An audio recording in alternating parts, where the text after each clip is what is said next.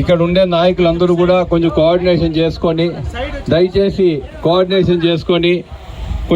పార్టీకి ఫస్ట్ రామారావు గారు పార్టీ పెట్టేప్పటి నుంచి కాబట్టి మీరంతా కూడా దయచేసి అంతా ఒకే పార్టీలో ఉన్నాం. మీరు మేము అందరము ఖచ్చితంగా అందరం కష్టపడుకుంటే 1000 ఓట్లు మెజార్టీ వస్తుంది. తలపలకు మేము చేతనైనంత సహాయం మా అన్న కిరణ్ కుమార్ రెడ్డి గారు ఉండేటప్పుడు వీలైనంత వరకు అన్నీ చేయటం జరిగింది. మనము ఇక్కడ ఉండే లోకల్ నాయకులు కానీ మేము కష్టపడి సిమెంట్ రోడ్లు కానీ తార్ రోడ్లు కానీ పెద్దిరెడ్డి రామచంద్రారెడ్డి కానీ మిథున్ రెడ్డి కానీ చింతల రామచంద్రారెడ్డి కానీ ఈ గ్రామానికి ఒక పని చేసింది లేదు. అప్పుడు మనం చేసిన పనులు తప్ప కొత్తగా ఏం చేసింది లేదు. దయచేసి మీరంతా కూడా ఆలోచించుకోండి. తలపల గ్రామం ఇసురు మాకు ఆదరించండి. కిరణ్ కుమార్ రెడ్డి గారు ఎంపీకి కమలం గుర్తు పైన సైకిల్కు నన్ను ఓటు వేసి గెలిపించి మనం చంద్రబాబు గారిని ముఖ్యమంత్రి చేసుకోవాల్సిన అవసరం ఉంది మనం అందరం కూడా. కాబట్టి మీరందరూ కూడా చంద్రబాబు గారు ఇప్పుడు మనము చంద్రబాబు గారు ఎందుకు ముఖ్యమంత్రి కావాలనేది మీకు తెలపాల్సిన అవసరం ఉంది. 2004లో పెన్షన్ 200 రూపాయలు ఉండింది. మీకు అందరికీ పెద్దవాళ్ళకి గుర్తుంటుంది. 2004 నుంచి 14 వరకు కూడా పెన్షన్ 200 రూపాయలే. ఆ రోజు పెన్షన్ 200 రూపాయలే. పెన్షన్ 2004లో రాజశేఖర రెడ్డి గారు ఉండగా మొదలు పెట్టింది 200. 10 సంవత్సరాలు 200 రూపాయలే ఉన్నింది. చంద్రబాబు గారు ముఖ్యమంత్రి అయితేనే 2014లో 1000 రూపాయలు చేశాడు ఆయన పెన్షన్ను. తర్వాత 2018లో 19లో ఆయన దిగిపోయేటప్పుడు ఆయన దాన్ని ఇంకా 1000 చేసి 2000 చేసిపోయినాడు చంద్రబాబు నాయుడు గారు. 200 ఉండే పెన్షన్ 2000 రూపాయలు పెన్షన్ ఇచ్చినాడు చంద్రబాబు నాయుడు గారు. మళ్ళీ జగన్మోహన్ రెడ్డి గారు 1000 రూపాయలు మాత్రమే పెంచినాడు. మనం గుర్తు పెట్టుకోవాల్సింది 5 సంవత్సరాలకు జగన్మోహన్ రెడ్డి గారు పెంచింది 250 రూపాయలు చొప్పున సంవత్సరం 250 రూపాయలు పెంచుకుంటూ 1000 రూపాయలు పెంచి 3000 చేశాడు దాన్ని. ఇప్పుడు చంద్రబాబు నాయుడు గారు ముఖ్యమంత్రి అయితేనే 1000 రూపాయలు ఇమీడియట్గా జూలై నుంచి 1000 రూపాయలు పెంచి 4000 రూపాయలు ఇవ్వటం జరుగుతుంది. పెన్షన్ అంతా కూడా రూపాయలు పెన్షన్ వస్తుంది 50 సంవత్సరాల వయసు అయితేనే. కాబట్టి తర్వాత పాస్బుక్లు ఎవరైతే రైతులు ఉన్నారో ప్రతి పాస్బుక్ పైన 20,000 రూపాయలు చంద్రబాబు గారు ముఖ్యమంత్రి అయితేనే ఇస్తారు. ఇప్పుడు వస్తూ ఉండేది మనకు మోడీది జగన్మోహన్ రెడ్డిది మనకు వస్తూ ఉండేది 13,000 మాత్రమే. చంద్రబాబు గారు ముఖ్యమంత్రి అయితే 20,000 రూపాయలు ఆయనది సపరేట్గా స్టేట్ గవర్నమెంట్కి సంబంధించి 20,000 వస్తుంది. మోడీకి సంబంధించి 6,000 సపరేట్గా వస్తుంది. 26,000 రూపాయలు మన పాస్బుక్ పైన వస్తుంది. మహిళలు ఎవరైతే ఉన్నారో బస్సులో మీరు ఎక్కడైనా పోవచ్చు ఫ్రీ. మీరు బస్సు ప్రయాణము కొండకు పోవచ్చు, కాణిపాకం పోవచ్చు, ఎక్కడికి పోవాలన్నా కూడా బస్సు ప్రయాణం ఫ్రీగా మహిళలు ఎక్కడికైనా పోవచ్చు రాష్ట్రంలో. తర్వాత గ్యాస్ సిలిండర్లు 3 గ్యాస్ సిలిండర్లు మీకు ఇవ్వటం జరుగుతుంది. మీకు అందరికీ కూడా గ్యాస్ సిలిండర్లు 3 గ్యాస్ సిలిండర్లు ఇస్తారు. బిడ్డలు ఎంతమంది చదువుతా ఉంటే అంతమందికి 15,000 రూపాయలు లెక్కన 3 బిడ్డలు ఉన్నా 4 బిడ్డలు ఉన్నా 15,000 రూపాయలు ప్రతి సంవత్సరము చదువుకునే చంద్రబాబు గారు ఇస్తారు. 4 అందరికి ఇస్తారు. 18 ఏళ్ళు దాటిన మహిళలు ఉంటే మన ఇంట్లో 1,500 రూపాయలు నెలకి ఇస్తారు. ఉద్యోగాలు లేని బిడ్డలు ఉంటే 3,000 రూపాయలు ఉద్యోగం వచ్చేంత వరకు 3,000 రూపాయలు ఇస్తారు.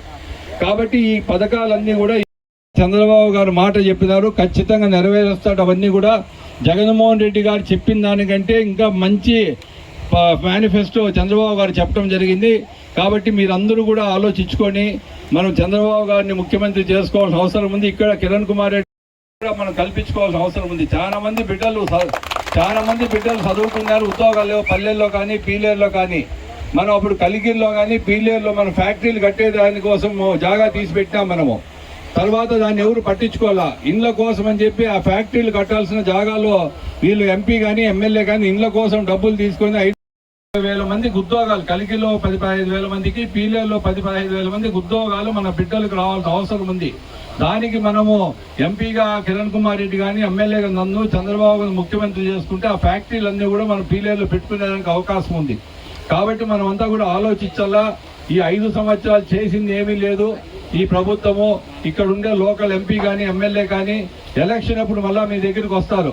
మన చీరలు ఎత్తుకొని వచ్చినారు కదా తల్లి, పల్లెలకు 150 రూపాయలు చీరలు ఎత్తుకొని వచ్చినారు.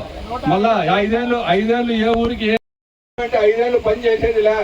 ఆ టయానికి వచ్చి ఏదో 150 రూపాయలు చీరో 300 రూపాయలు ప్యాంటు షర్టు మనకి ఇచ్చి మళ్ళీ 1000-2000 ఓటుకు ఇచ్చి డబ్బుకు ఓటు కొనుక్కొని ఓటు వేయించుకొని మళ్ళీ 5 ఏళ్ళు వెళ్ళిపోతారు. మళ్ళీ ఇసుక తోలుకోను, మట్టి తోలుకోను, భూదందాలు చేసుకోను, పీలేరులో భూములు ఆక్రమించుకోను.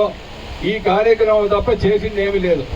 నిన్న రామచంద్ర యాదవ్ రాడియోలో ప్రచారం చేస్తుంటే రాను పండ్లు కాల్చేది టీవీలో చూసింటారు మీరు. చదువులో అరాజకము. ఎవరు ఓటు అడుక్కోకపోతే మీకేం చెప్పండి, ఎవరు ఓటు అడుక్కోకపోతే మనకి ఎందుకు చెప్పండి. కాబట్టి ఇవన్నీ కూడా ఆలోచించుకోండి. పాల రేటు కూడా మనకు బాగా వస్తూ ఉంది. పీలేరు కాన్స్టిట్యున్సీలో పుంగునూరు మనకు లెక్క వేసుకుంటే ఆడు 10-15 రూపాయలు తక్కువ పాల రేటు. మనకు మీరు ఎట్లా ఎంత చెడ్డ చేసినా ఓటు వేస్తూ ఉంటే వాళ్ళు ఈ పక్కనే వస్తారు. మళ్ళా వచ్చి లీటరు 10 రూపాయలు, లీటరు రోజుకు లీటరు 10 రూపాయలు నష్టము. చిన్న లెక్క చెప్తా, 10 లీటర్లు పోసే రైతు రోజుకు లీటర్ 10 రూపాయలు తక్కువ ఇస్తే ఎంత అవుతుంది చెప్పండి? 100 రూపాయలు. నెలకు 3000, సంవత్సరానికి 3000 రూపాయలు మన రక్తం తాగుతాడు మిథున్ రెడ్డి, రామచంద్ర రెడ్డి, పెద్దిరెడ్డి. ఆ రోజు ఓటుకు 4000 మొగాన్ని కొట్టి అబ్బాయి పెద్దిరెడ్డి రామచంద్ర 4000 ఇచ్చామని కానీ ఇది నా కొడుకు మనము. అది తినేసిండేది ఎంత? అది తినేసిండే 180,000 రైతు దగ్గర, మన దగ్గరే. మనకు ఓటు 4000 ఇస్తాడు. ఆ రోజు వస్తే 180,000 ఏడా, 4000 ఏడా? మనం ఏం చెప్తాం? పెద్దిరెడ్డి రామచంద్ర 4000 ఇచ్చా నాకని చెప్పేసి ఇంకా ఏమన్నా పిచ్చి అనుకోవాలా మనం. ఫైనల్ గా ఆవులు కూడా లేవు పుంగనూరులో. చాలా మటుకు ఆవులు కూడా అమ్మేశారు. లీటర్ 10 రూపాయలు 15 రూపాయలు తక్కువ ఇస్తే ఎందుకుంటాయి ఆవులు చెప్పండి. కాబట్టి మనకు కూడా అదే గతి పడుతుంది. జాగ్రత్త. పొరపాటు ఇసు జరిగిందంటే, వైసీపీ ప్రభుత్వం వచ్చిందంటే, ఈయన మిథున్ రెడ్డి, చింతల రామచంద్ర రెడ్డి ఎమ్మెల్యే గెలిస్తే మన ఆవులు కూడా అమ్ముకోవాలా, వాళ్ళు చెప్పిన రేటుగా పాలు కూడా వేలు మీద. కాబట్టి మీరందరూ కూడా ఆలోచించుకోండి. అప్పుడు చిల్లింగ్ సెంటర్ కూడా పెట్టడం జరిగింది ఇక్కడ. అది ఉంది ఇంకా. అందరూ కూడా కలిసి కట్టుగా ముందుకు పోయి చిన్న ఏదైనా సమస్యలున్నా పక్కన పెట్టి నన్ను చూడండి, మా అన్నం చూడండి. తెలుగుదేశం ప్రభుత్వం ముఖ్యమంత్రిగా చంద్రబాబును చేసుకోవాల్సిన అవసరం ఉంది. మనము 8వ తారీఖు కూడా మీటింగ్ ఉండొచ్చు. మోడీ మీటింగు, తర్వాత చంద్రబాబు గారి మీటింగు, పవన్ కళ్యాణ్ మీటింగ్ కలిగిరిలో ఉండొచ్చు. మళ్ళీ చెప్తాం మీకు అందరికీ టైమింగ్ అంతా చెప్పి ఎప్పుడు రావాలని చెప్తాం. ఇంకోటి ముస్లిం సోదరులు తలపల్లో ఉన్నారు. మనం గుర్తు పెట్టుకోవాల్సింది, చంద్రబాబు గారు ఎప్పుడు మైనార్టీలకు అనుకూలము. రంజాన్ తోఫా కానీ, దుల్హన్ పథకం కానీ అన్ని ప్రవేశపెట్టిన చంద్రబాబు.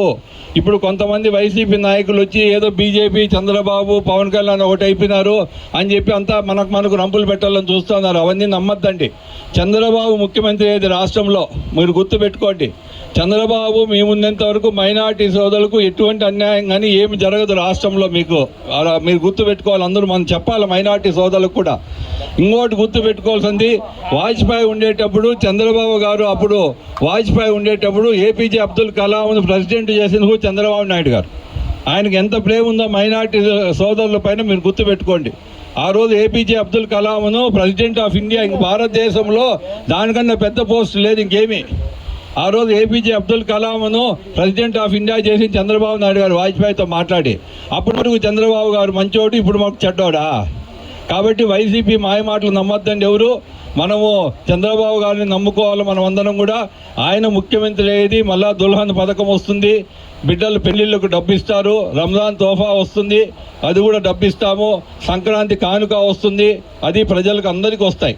కాబట్టి మీరందరూ కూడా, తలపల గ్రామస్తులందరూ కూడా సైకిల్ గుర్తుకు, కమలం గుర్తుకు ఓటు వేసి కిరణ్ కుమార్ రెడ్డిని ఎంపీగా, ఎమ్మెల్యేగా నన్ను గెలిపించి చంద్రబాబును ముఖ్యమంత్రి చేయాలని కోరుకుంటుంది.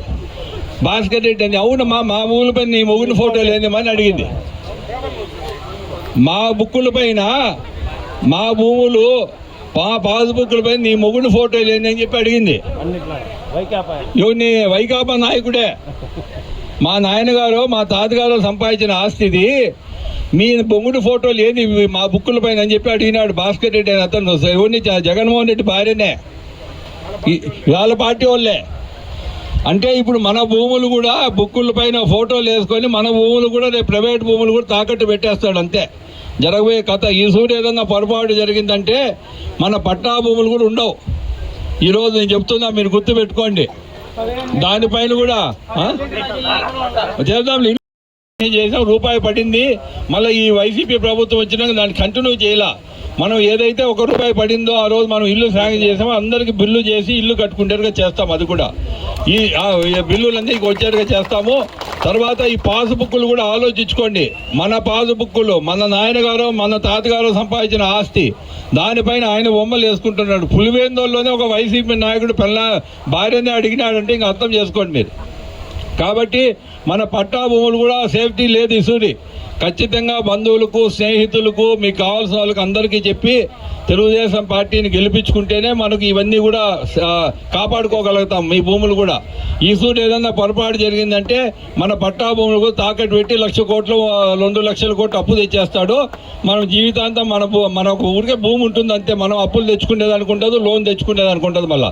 ఎందుకంటే ముఖ్యమంత్రి అప్పు తెచ్చేస్తే మన భూమి పైన మనకు లోన్ ఇచ్చేవాడు ఎవడు వల్ల. కాబట్టి దయచేసి మీరంతా కూడా ఇవన్నీ గుర్తుపెట్టుకోవాలని తెలుపుకుంటూ సెలవు.